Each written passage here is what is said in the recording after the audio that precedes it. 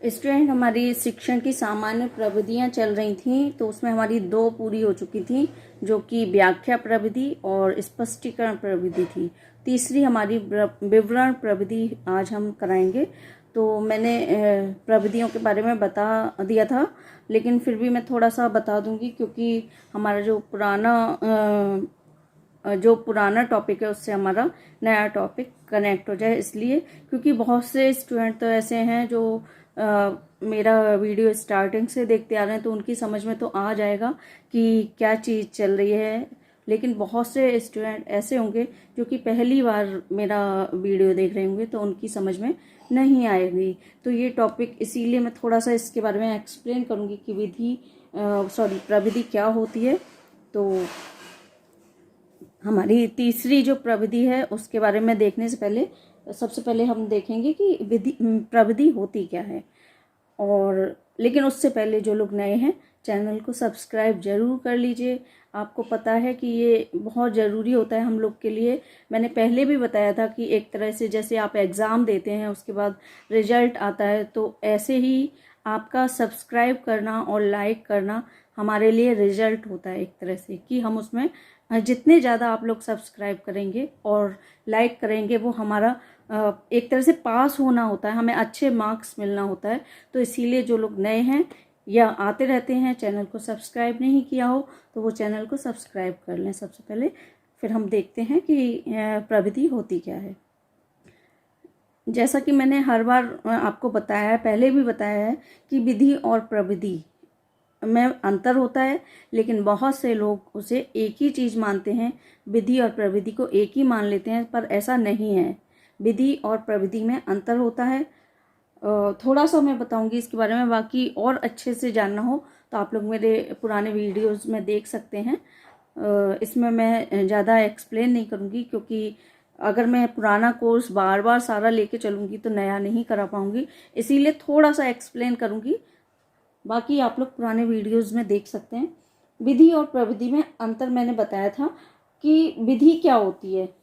विधि हम उसे कहते हैं जिसके द्वारा छात्र को ज्ञान प्रदान किया जाता है, और प्रविधि में शिक्षक की सारी गतिविधियां निहित होती हैं। याद रखिएगा, विधि और प्रविधि में अंतर। ये तो हो गया विधि और प्रविधि में अंतर।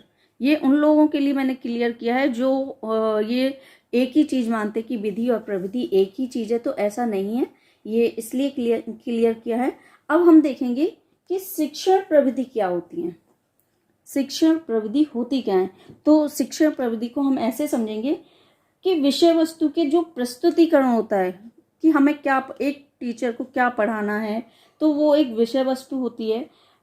उसको क्या, विषय वस्तु को क्या पढ़ाना है, उसके प्रस्तुतिकरण, मतलब उसे किस तरह से पढ़ाना है, उसको रोचक बनाने के लिए, प्रभावशाली बनाने के लिए और उद्देश्यपरक बनाने के लिए, विषय वस्तु को रोचक, प्रभावशाली और उद्देश्यपरक बनाने के लिए हम जिन उपायों का प्रयोग करते हैं, समझ में आ रही है ना?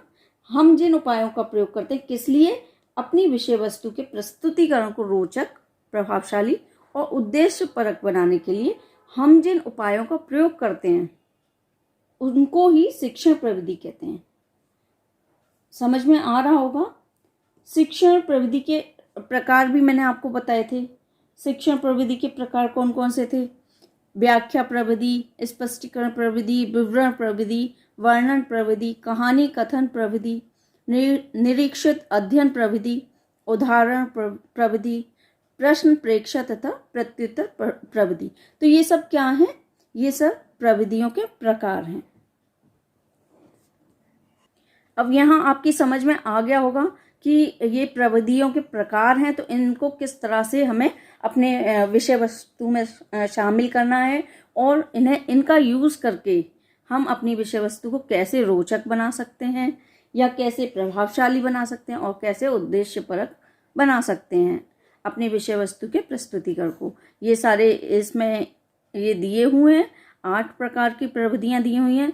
तो आप लोग समझ ही गए होंगे कि व्याख्या प्रविधि का यूज करके हम अपनी विषय वस्तु को रोचक बना सकते हैं, या कोई कठिन चीजें हैं हमारे विषय वस्तु में, तो उनको हम विवरण प्रविधि के द्वारा या वर्णन प्रविधि के द्वारा या स्पष्टीकरण प्रविधि के द्वारा हम लोग अपनी विषय वस्तु को सरल बना सकते हैं। ऐसे ही कहानी कथन, मतलब अपनी विषय वस्तु में कहानी को शामिल करके या उदाहरण देके या प्रश्न पूछ के या उत्तर दे के किस तरह से हम अपने विषय वस्तु के प्रस्तुतिकरण को रोचक, प्रभावशाली और उद्देश्यपरक बना सकते हैं। देखिए, ये तो मैंने आपको बता ही दिया है कि शिक्षण विधि और प्रविधि में अंतर होता है। शिक्षण विधि का संबंध शिक्षण के उद्देश्य से होता है, जबकि शिक्षण प्रविधि का संबंध किससे होता है? शिक्षण के उद्देश्य से ना होकर केवल शिक्षण विधि से होता है। शिक्षण विधि का संबंध शिक्षण के उद्देश्य से होता है और शिक्षण प्रविधि का संबंध शिक्षण विधि से होता है। यहां तक आपकी समझ आ ही गई होगी। शिक्षण विधि का शिक्षण उद्देश्य से प्रत्यक्ष संबंध होता है। शिक्षण विधि का शिक्षण के उद्देश्य से प्रत्यक्ष संबंध होता है। शिक्षण प्रविधि का संबंध शिक्षण के उद्देश्य से अप्रत्यक्ष होता है। याद रखिएगा, ये क्वेश्चन में आ जाता है। मतलब हम कह सकते हैं कि प्रविधि वैज्ञानिक विश्लेषण तथा व्याख्या के लिए जिन वास्तविक तथ्यों की जरूरत होती है उन्हें इकट्ठा करने के लिए अनुसंधानकर्ता जिस विधि या जिस तरीके को अपनाता है उसे हम प्रविधि कहते हैं। देखिए, समझ आ ही गया होगा कि जो प्रविधि क्या है, जो वैज्ञानिक विश्लेषण या व्याख्या के लिए, वैज्ञानिक विश्लेषण आप जानते ही होंगे या व्याख्या आप जानते ही होंगे, वैज्ञानिक विश्लेषण तथा व्याख्या के लिए जिन वास्तविक तथ्यों की हमें जरूरत होती है उन्हें इकट्ठा करने के लिए अनुसंधानकर्ता जिस भी विधि का या जिस भी तरीके का यूज करता है उसे हम प्रविधि कहते हैं। हमारी 2 प्रविधियां हो चुकी थी, व्याख्या प्रविधि और स्पष्टीकरण प्रविधि। आज हम तीसरी देखेंगे, विवरण प्रविधि। विवरण प्रविधि, विवरण देना सामाजिक विज्ञान के शिक्षण के लिए एक आवश्यक युक्ति या प्रविधि है। विवरण को कथन, शिक्षक स्वकथन भी कहा जाता है। ये याद रखिएगा, ये शॉर्ट क्वेश्चन में आ जाता है कि विवरण को क्या कहा जाता है, तो इसे कथन या शिक्षक स्वकथन भी कहा जाता है। विवरण देने का उद्देश्य होता है छात्रों के मस्तिष्क में उसका एक मानसिक चित्र बनाना, जिससे छात्र विषय वस्तु को पूर्णता के साथ समझ सकें। यहाँ तक समझ आ गया होगा कि विवरण देने का उद्देश्य क्या होता है। तो छात्रों के मस्तिष्क में उसका एक मानसिक चित्र बनाना, जिससे छात्र विषय वस्तु को पूर्णता के साथ समझ सकें। ये दिया हुआ है सक्सेना के शब्दों में। विवरण देना एक कला है। इस कला में निपुण होने के लिए शिक्षक अपनी कल्पना शक्ति का सहारा लेते हुए किसी वस्तु अथवा घटना का विवरण इतने उत्साह तथा प्रभावशीलता के साथ करता है कि कक्षा के सभी छात्रों का उसका ज्ञान सरलतापूर्वक हो जाता है। दूसरे शब्दों में, विवरण द्वारा छात्रों के मस्तिष्क में वस्तुओं तथा घटनाओं के मानसिक चित्र इतने सजीव ढंग से प्रस्तुत किए जाते हैं कि वे पाठ्य वस्तु को आसानी से समझ जाते हैं। देखिए, ये भी एक हर एक के वश की बात नहीं होती कि विवरण करना। चलिए आगे देखते हैं। प्रस्तावना के पश्चात पाठ को विकसित करते समय पाठ से संबंधित विभिन्न स्थलों पर विशेष प्रकाश डालने के लिए विवरण प्रविधि का प्रयोग किया जाता है। प्रस्तावना के पश्चात पाठ को विकसित करते समय पाठ से संबंधित विभिन्न स्थलों पर विशेष प्रकाश डालने के लिए विवरण प्रविधि का प्रयोग किया जाता है। यहाँ आपकी समझ में आ ही रही होगी कि विवरण कब किया जाता है। तो यहाँ पे कुछ विशेष स्थलों पे, ऐसा नहीं पूरे चैप्टर में ही आपको विवरण करते ही जाना है, ऐसा नहीं है। कुछ विशेष स्थल होते हैं, वहाँ पे विवरण प्रविधि का प्रयोग किया जाता है और वो पाठ से संबंधित ही होता है। कभी कभी पाठ की प्रस्तावना और अंत को रोचक बनाने के लिए भी अन्य प्रविधियों के साथ इसका प्रयोग किया जाता है। यह प्रविधि विज्ञान एवं गणित विषयों में बहुत कम किंतु सामाजिक विषय जैसे इतिहास, भूगोल, नागरिक शास्त्र तथा अर्थशास्त्र आदि विषयों में बहुत उपयोगी है। ये आपको पता ही चल गया कि किस किस विषय में इनका यूज़ होता है और किस में कम होता है। विवरण प्रविधि की विशेषताएं, इसकी क्या विशेषताएं हैं? विवरण प्रविधि के प्रयोग से छात्रों को इतना ज्ञान मिल जाता है कि उन्हें अलग से विभिन्न पुस्तकें पढ़ने की ज़रूरत महसूस नहीं होती। जब इतने अच्छे से समझा दिया जाएगा, वर्णन कर दिया जाएगा, तो फिर अलग से पढ़ने की छात्रों को ज़रूरत नहीं होती है। विवरण प्रविधि में शिक्षक छात्रों के समक्ष विवरण प्रस्तुत करता है, अतः इस प्रविधि के माध्यम से दिया गया विवरण छात्रों के मस्तिष्क पर स्थायी प्रभाव डालता है। इस जो विवरण प्रविधि है, अगर इसका यूज़ किया जाता है सही समय पर और अच्छे से, तो ये ज़्यादा स्थायी ज्ञान छात्रों के मस्तिष्क पर रहता है। इसकी यूज़ से छात्रों के मस्तिष्क पर स्थायी प्रभाव पड़ता है, ज़्यादा समय तक चीज़ें याद रहती हैं। विवरण प्रविधि में विषय वस्तु के प्रत्येक पक्ष पर प्रकाश डालकर उसकी पूर्ण रूप में समीक्षा की जाती है। विवरण प्रविधि से छात्रों को पुस्तकों की अपेक्षा कम समय में आवश्यक ज्ञान प्राप्त हो जाता है। विवरण प्रविधि से छात्र अत्यंत रोचक एवं मितव्ययी ढंग से ज्ञान प्राप्त करने में समर्थ होते हैं। इसकी जो इस विधि के यूज़ करने से छात्र को बहुत रोचक तरीके से और मितव्ययी ढंग से, मतलब कम खर्चीला, मितव्ययी ढंग से ज्ञान प्राप्त करने में समर्थ होते हैं। प्रभावशाली ढंग से प्रस्तुत किया गया विवरण छात्रों में ध्यानपूर्वक विषय वस्तु को समझने की क्षमता विकसित करने में सहायक होता है। विवरण विधि छात्रों में जिज्ञासा उत्पन्न करने में प्रभावशाली भूमिका निभाती है। विवरण विधि छात्रों की तार्किक शक्ति के विकास में महत्वपूर्ण योगदान देती है। विवरण प्रविधि की सीमाएं, चलिए सीमाएं देख लेते हैं क्या हैं इसकी। विवरण प्रविधि का प्रयोग शिक्षक को अधिक सक्रिय बनाता है और छात्रों को केवल श्रोता। देखिए, जब टीचर विवरण करता चला जाएगा तो उससे क्या होगा, जो क्लास है उसमें नीरसता आ जाएगी। क्यों? क्योंकि टीचर तो विवरण करने में व्यस्त है और छात्र केवल सुन रहे हैं, तो उससे क्या होगा कि छात्रों में नीरसता आ जाएगी। क्लास एकदम जो होती है बोरिंग, वो चीज़ क्लास में आ जाएगी। चलिए आगे देखते हैं। अरुचिकर क्लास में माहौल हो जाएगा। विवरण की भाषा यदि रोचक, बोधगम्य, शुद्ध और उपयुक्त नहीं है तो विवरण प्रविधि का महत्व धीरे धीरे घटने लगता है। विवरण प्रविधि का अत्यधिक प्रयोग नहीं करना चाहिए, अन्यथा पाठ नीरस होने लगते हैं।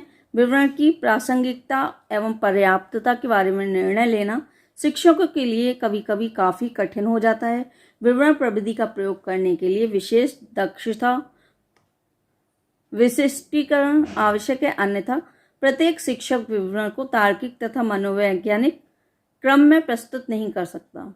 विवरण को प्रभावशाली बनाने के लिए आवश्यक है कि विवरण की रोचकता, ग्राह्यशीलता तथा इसे प्रस्तुत करने की शैली पर पूरा ध्यान दिया जाए। विवरण प्रविधि का प्रयोग करते समय सावधानियां। जब हम इस विधि का यूज़ करते हैं तो हमें क्या क्या सावधानियां बरतनी चाहिए वो देख लेते हैं। शिक्षक को विवरण आवश्यकता अनुसार उतना ही देना चाहिए जितनी आवश्यकता है। यह ना तो अधिक लंबा हो और ना ही अधिक छोटा। विवरण देते समय धैर्य एवं आत्मविश्वास बनाए रखना चाहिए। विवरण द्वारा शिक्षक को छात्रों की कल्पना शक्ति जागृत करने का अभ्यास करना चाहिए। विवरण को रोचक तथा प्रभावशाली बनाने के लिए शिक्षक को आवश्यकता के अनुसार कल्पना का सहारा भी लेना चाहिए। विवरण प्रस्तुत करते समय ध्यान रखना चाहिए कि विवरण प्रसंग के अनुकूल हो और उचित गति से छात्रों के समक्ष प्रस्तुत किया गया हो। विवरण की गति कक्षा के स्तर के अनुसार होनी चाहिए। इसमें समझ आ रही होंगी चीज़ें कि जितनी ज़रूरत हो उतना ही विवरण किया जाए, यानी कि पूरा टाइम आप विवरण करने में ही निकाल दें, ऐसा नहीं होना चाहिए। और एक शिक्षक को आत्मविश्वास होना चाहिए। ऐसा नहीं, जब तक आत्मविश्वास नहीं होगा तब तक कोई भी टीचर विवरण प्रक्रिया इसका विवरण प्रविधि का यूज़ नहीं कर पाएगा अच्छे से। और विवरण कर रहे हैं तो हम अपने उद्देश्य में सफल हो रहे हैं, यानी ये भी चीज़ें देखनी पड़ती हैं। आगे चलते हैं। विवरण प्रस्तुत करते समय ध्यान रखा जाना चाहिए कि विवरण प्रसंग के अनुकूल हो और उचित गति से छात्रों के समक्ष प्रस्तुत किया गया हो। विवरण की गति कक्षा के स्तर के अनुसार होनी चाहिए। ये समझ आ गया होगा कि छात्रों के समक्ष किस तरह से, किस गति में विवरण को प्रस्तुत किया जाए और वो पाठ के अनुकूल हो। ऐसा नहीं पाठ कुछ और है और विवरण कुछ और हो रहा है, तो ऐसा नहीं होना चाहिए। विवरण देते समय शिक्षकों को अपने स्वर, उच्चारण, आरोह अवरोह पर ध्यान देना चाहिए तथा उचित हाव भाव दिखाकर सूक्ष्म एवं सात्विक अभिनय के साथ विवरण को सजीव बनाने का प्रयास करना चाहिए। तथ्यों तथा भाषा की दृष्टि से विवरण में किसी प्रकार की अशुद्धि नहीं होनी चाहिए। जो विवरण करता है उसको अपनी भाषा पर कमान होना चाहिए। ऐसा नहीं कि भाषा उसकी अच्छी ना हो, अशुद्ध हो, ऐसा नहीं होना चाहिए। विवरण देते समय श्रव्य दृश्य सामग्री तथा अन्य प्रविधियों का भी समुचित प्रयोग किया जाना चाहिए। विवरण धीरे धीरे प्रारंभ करके शनि शनि चरम उत्कर्ष की ओर अग्रसित होना चाहिए और छात्रों में आगे की बातें जानने की उत्सुकता तथा जिज्ञासा बनी रहनी चाहिए। एक प्रभावशाली विवरण छात्रों के मस्तिष्क में यथा स्थिति का एक ऐसा चित्र बनाता है जिससे उनमें वे ही संवेग जग जाते हैं जो वास्तविक घटना के देखने पर जागृत होते हैं। यहाँ कहने का मतलब ये है कि एक विवरण ऐसा होना चाहिए कि छात्रों के मस्तिष्क में ऐसी स्थिति, यथा स्थिति का एक ऐसा चित्र बन जाए कि उसे ये फील हो कि मतलब मैं उस समय ही था और ये मेरे आंखों देखी घटना है, कि वो उसे अनुभव कर पाए, बिल्कुल ऐसे कि उसने वो आंखों से देखा हो। इस तरह से विवरण किया जाना चाहिए। तो ये थी हमारी विवरण प्रविधि। आगे हमारी फोर्थ चलेगी वर्णन प्रविधि। ये सारी मिलती जुलती हैं, थोड़ा सा अंतर है और इसे हम अपने नेक्स्ट वीडियो में देखेंगे, नहीं तो वीडियो बहुत लंबा हो जाएगा, अपलोड होने में दिक्कत आएगी। और आप लोग देख लीजिएगा, ये इतनी टफ नहीं है, बस ये कि आपको पता होना चाहिए कि क्या है इसमें। बाकी जानना ज़रूरी है कि इसमें क्या है, क्योंकि मुझे पता, मैं ये बात इसलिए बोल रही हूँ कि बहुत से लोग कहेंगे कि आपने फिर से एक्सप्लेन नहीं किया। तो मुझे जितना ज़रूरी लगा है मैंने उतना एक्सप्लेन कर दिया, क्योंकि ये इतनी कठिन नहीं है कि इनके बारे में बहुत ज़्यादा एक्सप्लेन करना है। इसे रीड करेंगे या एक बार आप लोग मेरी वीडियो देखेंगे, सुनेंगे तो ही आपकी समझ में आ जाएगा। और इनमें से क्वेश्चन कम ही आते हैं, और आते हैं तो आप लोग अच्छे से कर लेंगे। फिर भी नहीं समझ आए तो पूछ लीजिएगा, कोई दिक्कत नहीं है।